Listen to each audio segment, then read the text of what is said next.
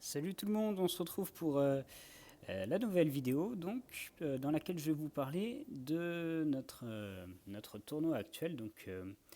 La dernière fois que j'ai fait une vidéo, on était en Super Cup où on a finalement fini par perdre contre Excellent Gaming qui nous a foutu une deuxième raclée. On avait joué la team 1 Excellent Gaming, on a joué leur équipe B, on va dire. Ils nous ont mis 44 à 39. Bon, après, on a fait une petite guerre amicale contre les étoilés. Et donc là, on commence un nouveau tournoi, donc la FFH. On est en phase de poule. On a 5 équipes dans notre poule. On a joué Friends Forever, contre qui on a gagné 27-24. Bon, on aurait peut-être pu faire mieux, mais globalement, on les a dominés. Et là, on vient de jouer contre Orvieto et Evo. Donc on a gagné 28-23. Alors, c'est une équipe de la famille des clans Orvieto.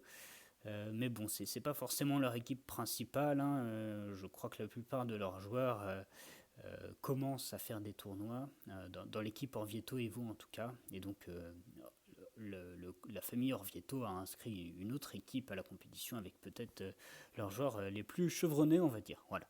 Donc, vidéo pour faire le récap de nos attaques sur ce match. Donc Adri qui attaque le 10, il attaque Tacos avec une composition qu'on n'a pas encore eu l'occasion de montrer dans ces tournois, qui est le Suy-Lalo. Suy-Lalo avec un lance-bûche. Alors qu'est-ce que vous voulez récupérer? Généralement la reine adverse, le château de clan, l'aigle et une TDE si possible. Alors c'est dur de tout avoir. Donc lui il a chopé l'aigle avec des zaps. Donc très bien. 5 zaps pour plus le séisme pour la reine. Ensuite, il finale, donc il va aller choper le château de clan avec les héros. Les super gargouilles et les chasseuses font très mal à vos héros, donc utiliser un golem de glace devant, c'est vraiment pas mal pour conserver les héros en vie et qu'ils puissent avancer pour choper l'aigle, plus une TDE. Donc là, on voit le lance-bûche. Lance-bûche ou démolisseur, bon, c'est pas toujours évident de savoir. Le problème du lance-bûche, c'est qu'il ouvre les remparts très tard. Donc le roi, vous voyez, ne va pas rentrer vers l'aigle parce que les remparts ont été ouverts trop tard. Et la reine s'est barrée sur la droite. Alors, peut-être que le démolisseur aurait permis au héros d'aller un petit peu plus là où il le souhaitait. Mais bon, les troupes sortent de l'engin et vont se diriger vers la T2 multi. Récupérer une des deux T2 multi, c'est vraiment très très efficace. Si vous n'arrivez pas à choper l'aigle, il faut que vos ballons pour la P2 puissent arriver dessus facilement. Voilà. Donc là, très bien, il a réussi à choper une T2, parfait. Et donc il envoie le Lalo, il l'envoie en haut parce que le souffleur ne gêne pas. Et donc il sera dans le dos du souffleur qui pointe vers le bas, ce qui est idéal. Alors il n'a pas beaucoup de sorts, donc voilà. Là, il n'a pas besoin d'utiliser de sort parce que la TDS attaque son molosse. Alors il a envoyé un paquet de ballons là pour que ces ballons restent au centre. Je pense qu'il les a envoyés un petit peu tôt, donc il gèle la TDS, pardon, parce que ces ballons sont ni dans l'aura du gardien, ni protégés par un molosse. Il speed, il va geler une autre TDS et il reste la TDE multi encore. Bon, il a un speed, moi j'aurais sûrement Kappa gardien tout de suite. Kappa pas gardien. Ok, bon, il a Kappa gardien vraiment à la toute fin, bon pourquoi pas. Ce qui compte, c'est qu'il a encore plein de ballons. Il a le clean qui est en route. Alors, voilà, les ballons qui vont se diriger tranquillement vers les dernières défenses et ça passe. Donc, le suit pas simple à mettre en place. Comme la reine était très loin du château de clan et de l'aigle, et que vous avez envie de la choper, il a utilisé des foudres pour la prendre. Il n'aurait pas vraiment pu utiliser de sort squelettique parce que le roi était à côté et il y avait des Archix. Donc les Archix sol défoncent les squelettes assez rapidement. Donc si vous voulez faire du suy-lalo, pour tuer la reine, vous pouvez penser aux foudres. Voilà. Donc ça lui a bien réussi parce que voilà, la reine était vraiment très loin du château de clan. Il y aura peut-être un autre exemple de suy-lalo que je pourrais vous montrer dans la guerre pour voir comment est-ce une autre manière de le faire. Donc deuxième attaque, donc GG Adrien pour le 10, et tu nous as aussi rasé le 9, cette fois en AQH Minog. Alors, comment tu t'y prends? Donc tu funnels en bas, tu funnels en haut, ok. Alors tu as envie de faire rentrer ta reine sur la T2 multi, ce qui est pas forcément évident. C'est pour ça, parce que c'est un peu risqué, parce que la reine peut partir là, sur la réserve, puis la TDS, puis les cabanes et tout, donc pas forcément évident, mais ça s'est bien passé. Alors il y a des petits squelettes, mais bon, elle avance. Et donc, en fait, il va pas du tout gérer le château de clan avec la reine. Il va, il va utiliser un poison, hein, et puis les troupes vont très bien se débrouiller. Hop. Caserne roi ensemble pour funnel. C'est très fort de pouvoir poser les deux ensemble, parce qu'il n'a pas utilisé tant de troupes que ça pour funnel la QH à l'intérieur. Les troupes progressent dans le village. Bon, il y a besoin de récupérer l'aigle, hein, mine de rien. La reine est assez tranquille sur son côté. Le château de clan sort, donc il va utiliser le poison.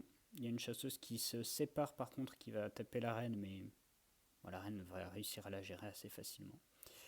Et donc voilà, même si c'est un château de clan que la reine s'en occupe pas, le sort poison max permet de détruire le château de clan. La capa du gardien permet de protéger les troupes le temps que le poison agisse.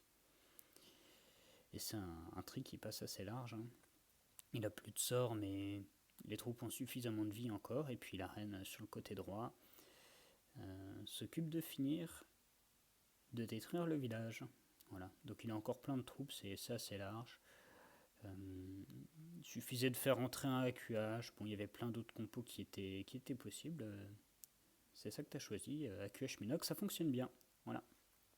GG Adri pour les deux tris en HDV11. Alors ensuite, cette base-là que j'ai attaquée avec pique. Donc on peut voir que les deux T2 et l'aigle sont sur un côté du village. En plus de ça, on a 3 TDS du même côté. Bon, celle-ci pas forcément simple à récupérer au passage. Donc bon, je me suis dit on va faire une attaque bats. Donc j'ai funnel avec des super gobs le coin gauche du village. Ensuite j'envoie golem de glace roi pour funnel. J'aime bien balancer le roi pour funnel. Les PK, le lance-bûche. J'attends que le lance-bûche ouvre les remparts avant de balancer toutes mes troupes.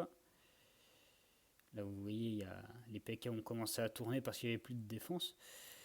Donc une fois que le lance-bûche a ouvert, j'envoie les boulistes, j'envoie la reine.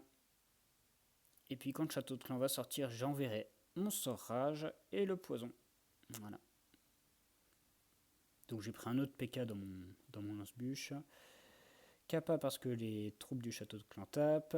Sort rage. Oh, poison. J'ai gelé la reine, j'étais peut-être pas obligé, c'était peut-être pas la meilleure idée. Et alors là, j'ai bats à droite et c'était la pire idée. J'aurais juste dû bats en haut parce que ouais, ça aurait été sûrement mieux de bats en haut. Comme il n'y avait pas de dégâts de zone en haut, j'aurais détruit plus de défense. Là, j'ai bats, mais il y avait 2 Archix. Le parc à Tesla, ça m'a éliminé beaucoup trop de chauves-souris en début d'attaque. Donc, ouais, vaut mieux envoyer les bats là où il n'y a pas du tout de dégâts de zone. Ça aurait détruit beaucoup de défense et bon. Du coup, j'ai détruit vraiment très peu de défense et bon, comme mes troupes sont encore en vie grâce au guerrier, j'ai fini par clean le village. Donc bon, pas extraordinaire, mais bon, il y avait de l'idée. Il y avait de l'idée, c'est passé. En temps, je crois que j'étais quand même bien. Bon, voilà. Voilà. On passe au HDV12. Donc c'est JL qui fait les attaques parce que Vlad n'a pas accès à son compte en ce moment. Donc la compo que vous voyez partout sur YouTube, super géant, sorcière, 8 foudres, 2 séismes. Donc on voit qu'il y a une TDE mono, donc il va foudre les TDE multi qui sont bien plus menaçantes pour les sorcières. Hop. Et alors par où il attaque? Voilà, parfait. Ensuite on veut choper l'aigle. Alors ça, il a créé déjà un petit trou ici, donc quand il aura détruit ces défenses là, le canon, la TDS, et ben toutes les troupes vont se diriger des réserves d'or vers l'aigle. Donc très bien. Vous foudrez 2 T2 multi et ensuite vous essayez de choper l'aigle et l'HDV en bout de course bien sûr.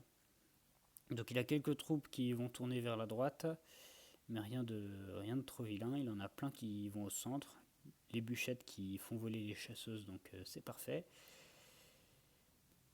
Il a un sort gel. Il a un sort poison pour le molosse quand il va exploser. Alors Kappa gardien parce que l'HDV s'est déclenché, puis bon, ça permet de protéger pas mal de troupes. Donc là voilà, il a détruit tout le village, il reste seulement l'HDV bon, qui est sur le trajet des troupes, donc pas de problème. Les sorcières ont cet avantage que elles ont un petit peu de portée, donc elles vont pas forcément mourir dans l'explosion de l'HDV. Et puis bon, il lui reste tout un groupe de sorcières en bas, là on en a au moins 5, voire 6. Ouais, un bon paquet de sorcières en bas encore. Donc ça clean, hein, voilà, il n'y a plus que 2 défenses. Et comme les héros sont debout, eh bien, aucun problème. Voilà, donc JLF qui trie cette base assez simplement. Et qui a beaucoup de succès d'ailleurs en ce moment. Il trie absolument tout, donc GG. Voilà, perf 6 pack, comme on dit. Il en refait la compo, donc ouais, un peu comme sur les villages HDV 11 qu'on a l'habitude d'attaquer. Un acte très centré, très peu de défense au centre du village, tout est en bordure vraiment. Donc voilà, 11 appelés TDE multi des côtés. Celle-ci, elle est multi aussi, mais c'est pas très grave parce que on la chope très rapidement.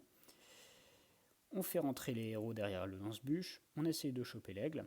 Regardez, là il n'y a que des réserves, des défenses antiaériennes. Donc toutes les troupes des côtés ne soient pas inquiétées hein, et vont progresser dans le village. Donc les héros au centre, si possible, pour choper l'aigle. Des sorcières sur le côté, à droite, à gauche. Et l'attaque progresse toute seule. On prend des sorts gel, un sort poison pour le château de clan. Pas besoin de sort rage, hein, honnêtement les gels sont vraiment très efficaces. Donc il peut geler le château de clan plus l'HDV par exemple. Il a toujours 2 sorts gel. Voilà. À ce stade-là, il faut absolument choper l'HDV. Hein. Il n'y a pas d'autres menaces qui tiennent encore debout. Et l'HDV est à portée de reine quand on est dans le compartiment aigle. Donc Kappa gardien, Kappa reine, les sorts gel. Et voilà. Ensuite, le roi qui a encore sa Kappa, les sorcières qui sont encore très nombreuses, hein, vont réussir à venir à bout du village. Donc JL très efficace.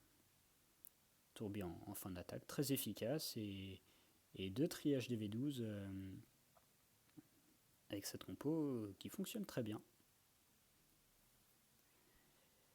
Alors, le 5 qu'on a loupé, alors GL n'avait plus d'attaque hein, pour l'essayer. Amsco avait 3 comptes en guerre, donc sur un format de 2 heures, c'est difficile de faire 6 attaques propres. Et bon, du coup, il a fail, et moi j'ai fail. Mais bon, on va quand même le montrer parce que la strat était bonne et ça aurait pu passer si j'avais mieux joué. Ok. Alors, le plan sur cette base. Alors, vous pouvez regarder, on a 3 Archix sol. Moi, je vois ça, j'ai très envie de faire de l'aérien. Les dégâts de zone sont plutôt répartis. Je peux pas geler une TDE et une TDS en même temps. Bon, on a une TDS collée à l'HDV. Bon, peut-être que j'aurais pu faire un dragbat, mais j'ai opté pour celui-là l'eau. Alors, qu'est-ce que je fais? Je vais foudrer aigle, reine, gardien. Et je vais suivre mes héros pour choper une des TDE. Et le château de clan. Voilà, donc comme Adrien HDV11, j'ai foudré la reine. J'ai aussi foudré l'aigle cette fois. Et puis ça détruit quand même quelques défenses. Ensuite, je funnel. Et alors, j'ai pas de lance-bûche. J'ai seulement un super sapeur parce que j'ai pas besoin d'aller trop loin dans le village. Et le broyeur est très fort, donc j'aime bien avoir un broyeur en P2. Je suis mes héros, ils vont progresser tranquillement vers la TDE. Et ils vont permettre vraiment de créer le couloir vers la droite pour arriver vers la TDE qui est de droite. Donc, super sapeur, les héros qui avancent. Quand le château de clan sort, je vais envoyer mon poison. Donc, encore une attaque où on a très peu de sorts. Donc, il faudra faire attention en P2. Voilà, Kappa du roi très tôt, parce que quand les chasseuses vont lui taper dessus, il va être au ralenti. Voilà. La reine qui s'occupe des super gargouilles. J'ai activé la Kappa. Je pense que j'aurais pu l'activer beaucoup plus tard. J'avais juste pas envie que le château de clan reste debout. J'envoie la P2. Voilà. Alors, il y a la T2 multi qui tape mes ballons, même si j'envoyais 2 molosses, hein, donc j'envoie un speed. J'ai envoyé un molosse de glace pour espérer avoir l'effet gel sur la deuxième T2. Comme j'ai pas beaucoup de sorts, je peux pas avoir beaucoup de gel. Donc la T2 multi qui tape, elle va être gelée. Ouais, elle est gelée. J'envoie un speed. Je vais garder mon dernier gel pour l'HDV. J'envoie mon broyeur aussi. Bon, j'envoie tous mes lunes. J'ai plus qu'un ballon en clean. J'avais 3 ballons en clean, mais ces défenses-là n'ont pas été récupérées par mon broyeur que j'avais envoyé ici. Donc j'envoie 2 de mes 3 ballons de clean pour gérer les défenses ici. J'étais dans le dos du souffleur hein, pendant toute l'attaque. Et puis là, mon gardien a pris une vieille mine noire, donc la capa s'est déclenchée toute seule. Et bon, ça va. J'ai gardé mes loons. Mais je sais pas pourquoi, j'ai envoyé mon ballon de clean ici pour finir les défenses plus vite. Et ça, c'était une mauvaise idée parce que ensuite j'étais en difficulté pour clean. Donc voilà, il me reste beaucoup de troupes. J'ai un molosse qui n'a pas éclaté, qui n'a pas beaucoup de PV. Donc il me manque plein de pops. Et donc mes ballons vont clean. Et mes gargouilles vont rester bloquées sur le roi. Et ça fait 99%. Donc fail. Fail parce que j'ai envoyé un ballon de clean sur la gauche, fallait pas. Voilà, donc on n'a pas fermé le dernier TH12. Et TH13, on a fait 3 tris. Alors l'attaque de Cyril. Alors cette base-là, cette base-là, moi je l'étais en drag bad, j'ai fait 85% en HDV12. Et donc Cyril a reproduit le plan à peu près. Alors moi j'ai pas la championne bien sûr. Donc ce qui est intéressant sur cette base, c'est que déjà on a une kata, 2 TDS dans le même compartiment avec la reine, donc des défenses très importantes pour, une attaque aérienne. Ensuite on a l'aigle qui est vraiment en bordure du village. L'HDV, bon, l'HDV on peut toujours le choper avec un engin de siège. Voilà. Et donc l'aigle, tout le côté aigle, TDA, TDS, enfin, il n'y a pas grand chose pour menacer les drags, il n'y a pas de défense antiaérienne sur toute la portion du village que je suis en train d'indiquer. Donc une attaque en drag c'est très très fort à cet endroit là, et si on peut avoir un bon su en bas, c'est vraiment très très efficace. Donc il funnel son roi, il suit seulement le roi dans le compartiment du bas, il a funnel une réserve là, et en fait on va suivre la reine pour qu'elle rentre dans le couloir ici et qu'elle chope l'aigle. Alors, peut-être qu'il y a un meilleur suren à faire encore, hein, mais bon, celui-ci fonctionne. Donc le roi, on active le pouvoir très tôt parce que la reine lui tape dessus. Voilà. Comme ça, il one-shot la reine. Il chope la kata. Une des TDS. Le château de clan sort sur le roi, donc bon, je sais pas s'il va pouvoir avoir la deuxième TDS. Toujours est-il que voilà, il a eu l'aigle, il a eu la kata, et il a bien funnel. Donc maintenant, les drags sont tranquilles. Et on va avoir la capa gardien pour les protéger de la deuxième catapulte. Parce qu'on n'a pas besoin de capa pour l'HDV. Il a envoyé un démolisseur. Alors, démolisseur ou dirigeable, bon, il y a un souffleur un petit peu vicieux ici. On ne savait pas trop où était le tourbi. Il se trouve qu'il était entre le souffleur et l'HDV, mais on ne savait pas trop. Donc on a préféré y aller au démolisseur. Donc la capa gardien, quand ces drags vont arriver sur la catapulte, le démolisseur qui lui va gérer l'HDV avec des super gobs, il envoie la championne en haut. Donc moi j'avais pas de championne hein, sur mon attaque HDV 12. Malheureusement je crois que c'est bats. Ouais, non ça a été. Donc il a 4 gels, et en fait cette section là tout en haut, même s'il n'y a pas de dégâts de zone, le parc à Tesla fait assez mal aux bats, hein, donc il faut sûrement le geler. Bon, il a spam les gels sur la tour de sorcier. Et bon, ça passe. Ça passe. L'attaque est pas mal. Sûrement qu'un gel sur le parc à Tesla t'aurait aidé à garder plus de bats. Ou alors envoyer les bats coin droit et finir à gauche, peut-être. Bon. Voilà. Bon, en tout cas, attaque qui passe bien en drag bat avec un sui intéressant juste avec le roi dans le compartiment sud. Donc, bien joué, Cyril. Bien joué, Cyril. J'enchaîne. Hein. Adri. Adri qui nous fait aussi du drag bat. Alors, on voit la différence. Hein, il a quand même 8 sorts bats, donc un petit peu plus. Un petit peu plus. Un bon ballon pour tester. Il a chopé la mine noire. Les drags derrière pour funnel. Toutes les défenses se touchent là grâce à la Tesla, donc c'est parfait. Il funnel le roi, enfin, il balance le roi pour détruire tous les bâtiments, parce qu'il y a pas mal de bâtiments à l'extérieur des remparts, donc c'est efficace. Bon, l'Hydra qui a pas fait beaucoup de taf. En fin de compte, il a détruit 3 bâtiments avec la Tesla. Le château de clan sort sur le Suero, donc ça c'est vraiment pas terrible. Le roi va tuer la reine, c'est bien, mais notre reine à nous reste coincée sur le molosse. Un démolisseur pour choper l'HDV, sûrement avec des super gobes dedans. Les drags qui sont un peu split, ouais, assez répartis. Vous voyez, il y en a qui sont partis en bas sur le molosse, il y en a qui sont au milieu, il y en a qui sont en haut. Alors, il y a la championne qui a aidé à funnel. Ouais, un peu le bordel. Un peu le bordel, mais on peut voir que voilà, il aura chopé les 2 catapultes. Et là, il s'apprête à envoyer les bats sur la TDS. Et regardez, quand il aura chopé cette catapulte-là, il n'y a plus de dégâts de zone. Hein. Enfin, il y a des TDS, mais et c'est très très peu. Donc, la catapulte qui attaque son dragon, il n'a pas besoin de la geler. Toutes les bats, alors il en a pris beaucoup, défonce le village. Il gèle. Oh là là. Ok, il a loupé le gel. Donc il a perdu toutes ses bats. Dommage. Donc c'était vraiment très large. Dommage, il a loupé le gel, je l'avais pas vu. Mais bon, très très bien. Comme il a pris catapulte, les 2 catapultes et l'HDV avec le Suero, et que derrière c'était que des TDE mono, c'est une attaque qui passe très bien. Donc GG Adri. Et t'as aussi tri le 2, donc Adri qui trie toutes les bases. Hein. 2 strikes HD11, 2 strikes HD13.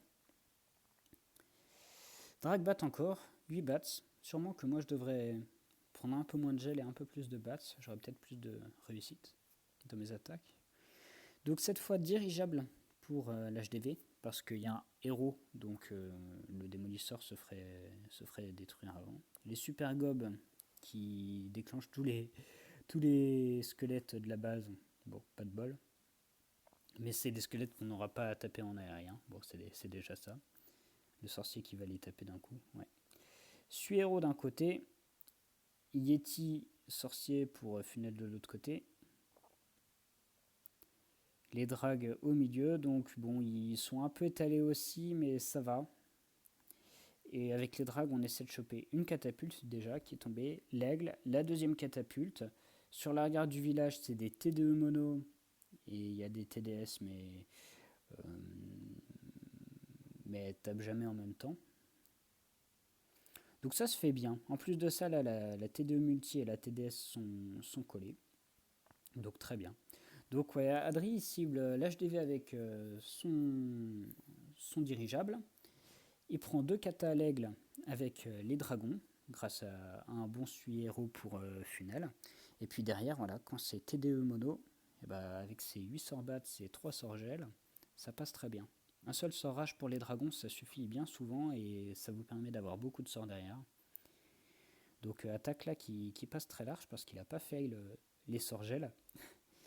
Et il n'y a pas eu de bombe rouge hein, sur les dragons. Donc très très bien. Très très bien, attaque très propre. Et bon, je vais montrer l'attaque de droïde sur RPC. Cette base là, je sais pas si c'est une base connue. Ça ressemble à une base connue. je suis pas TH13, hein, donc j'en sais rien honnêtement. AQH Minogue, avec, ouais, il a enlevé le lance-bûche, c'est bien une caserne qu'il a envie d'utiliser. Donc il débute l'AQH en haut. Alors je sais pas pourquoi est-ce qu'il a funnel avec le bébé en bas. Ok, il veut sûrement rentrer dans ce compartiment-là et choper l'aigle. Donc il rentre sur une T2 multi, ce qui est pas embêtant avec un AQH. Tac, tac, tac. Alors, est-ce que la reine va... Ok, donc là il a sûrement envie que sa reine redescende, mais est-ce que ça va vraiment marcher? Ouais, ok, la reine redescend grâce au sorcier à gauche. Hein. Bien joué ce sorcier-là. Sinon la reine serait sûrement repartie à gauche. Grâce au bébé drac qu'il a mis au début, la reine va bien passer par là. Elle va retomber sur canon et aigle ensuite. Normalement elle ressort pas. Ouais, c'est bon. Caserne et roi ensemble, donc très très bien. Le château de clan sort. Ah, il a pas mis de poison sur les gargouilles. Elles sont hors du poison là. Donc il a perdu la capa de la reine. Mais ça va, pour l'instant ça se passe bien son attaque. Alors il y a quand même section HDV, 2 catapultes en bout de course. Ce qui va faire assez mal. Il va falloir mettre une bonne capa gardien. Il y a la championne dans le tas avec le Minogue. Un sort soin. Les sorgels pour les katas. Ok. Je pense que peut-être que tu aurais dû mettre la capa gardien plus tôt et garder les gels pour une fois que l'HDV a explosé. Voilà, la deuxième kata qui était très dure à passer là avec tous les héros, ça ne l'a pas fait. Bon, il y a le roi qui a chopé les guéris là, il est revenu au centre du village. Donc les héros qui ont bien tenu, mais ouais, toute la section sud là, je pense que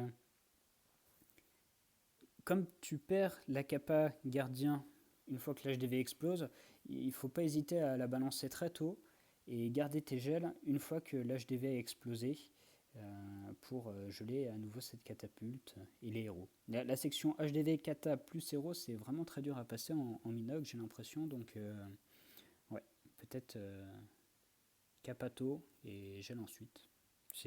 C'est une idée pour... je pense que ça passerait mieux. Je sais pas si ça aurait suffi, mais tes héros ont bien tenu ensuite dans le centre de la base. Donc, ouais, c'était une bonne tentative en Minogue. Tu finis... ouais, tu finis 82%, mais il reste plus tant de défense que ça. Ouais, je pense que ça aurait pu le faire. Si tu réussis à garder ton Minogue en vie sur le compartiment sud, c'est dans la boîte. Bon, nos bases ont vraiment bien tenu sur cette guerre. On a pris que 2 tris.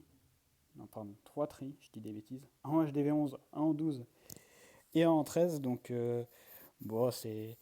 Je crois que la plupart des adversaires, c'était peut-être un de leurs premiers tournois. Bon, en tout cas, nos bases ont super bien tenu sur cette guerre-là. Il nous reste encore 3 matchs à faire. On a quelques poids lourds dans le groupe, donc on va essayer de résister et d'atteindre les phases finales, hein, parce que on s'amuse bien en huitième, en quart ensuite, donc on a envie d'arriver à ce stade-là de la compète. Allez, à plus!